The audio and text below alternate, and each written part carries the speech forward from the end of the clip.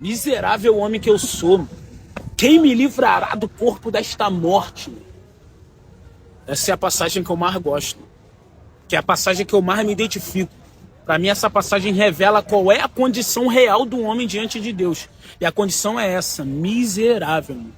Fica mais interessante se a gente considerar que quem escreveu essa passagem foi Paulo falando sobre ele mesmo. Isso naturalmente já contrasta com esse evangelho onde as pessoas querem endeusar, querem ser endeusadas pelos dons que receberam da parte de Deus, sem saberem que por natureza são miseráveis. Pastores que se gabam do ministério que têm, cantores que se gabam pelo dom que possuem, pregadores que se gabam porque pregam demais, enquanto Paulo, um dos maiores apóstolos, o maior autor do Novo Testamento, um homem com intimidade com Deus o suficiente para ser levado ao terceiro céu, vai concluir sobre ele mesmo: miserável homem que sou. É Paulo, mano, que vai escrever dizendo assim, ó: em mim, isto é, na minha carne, não habita bem algum. É Paulo que vai dizer em Romanos 8, a carne é inimizade contra Deus, não está sujeita à lei de Deus e nem mesmo pode estar. Ou seja, o que ele está dizendo é que por natureza eu não consigo fazer nada voluntariamente para Deus.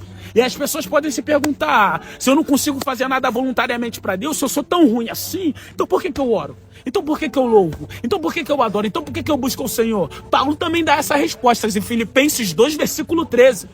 Porque Deus é quem opera em vós, tanto o querer como o efetuar segundo a sua boa vontade. Ou seja, se Deus não manifesta em mim tanto o querer como o efetuar, eu não vou querer e muito menos efetuar aquilo que Ele quer. A palavra diz que a fé é dom. Ou seja, dom é dádiva, presente dado por alguém. Pode pesquisar o significado de dom. Até para crer em Deus eu preciso dele. Pô, mano, miserável homem que eu sou.